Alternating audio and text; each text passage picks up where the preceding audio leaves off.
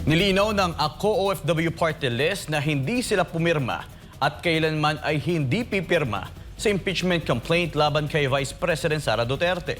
Ginawa nila ang paglilinaw kasunod ng pagkalat ng maling impormasyon na nag-uugnay sa kanila bilang isa sa mga umano'y sumuporta sa nasabing hakbang laban kay Vice President Sara. Narito ang balita ni Jason Rubrico. Hindi po kami pumirma sa impeachment ni Vice President Sara Duterte at hinding-hindi naman din kami pipirma in the event.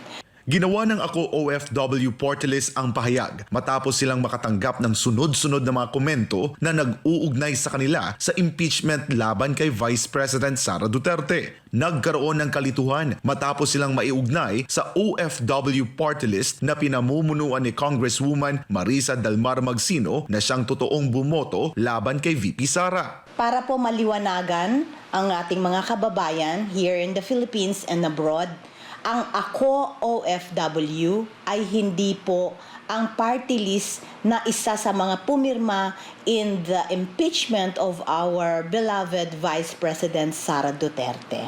Ako OFW is not OFW party list. Binigyang diin ng Ako OFW na tutol sila sa naging hakbang ng ilang kongresista laban kay VP Sara dahil anila ang pagsalungat sa Vice Presidente ay pagsalungat din sa halos 32 milyong Pilipinong bumoto at nagtiwala sa kanya. Boto ito ng almost 32 million na mga tao.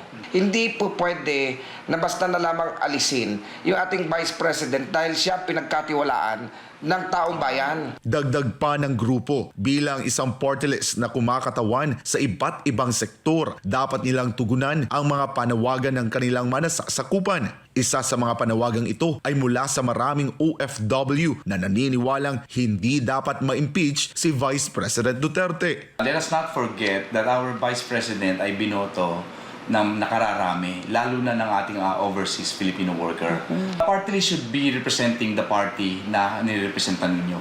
Lalo na ang partido ng mga OFW, mga overseas Filipino workers. So, dapat tumugon tayo sa tawag ng mga kapwa nating OFW.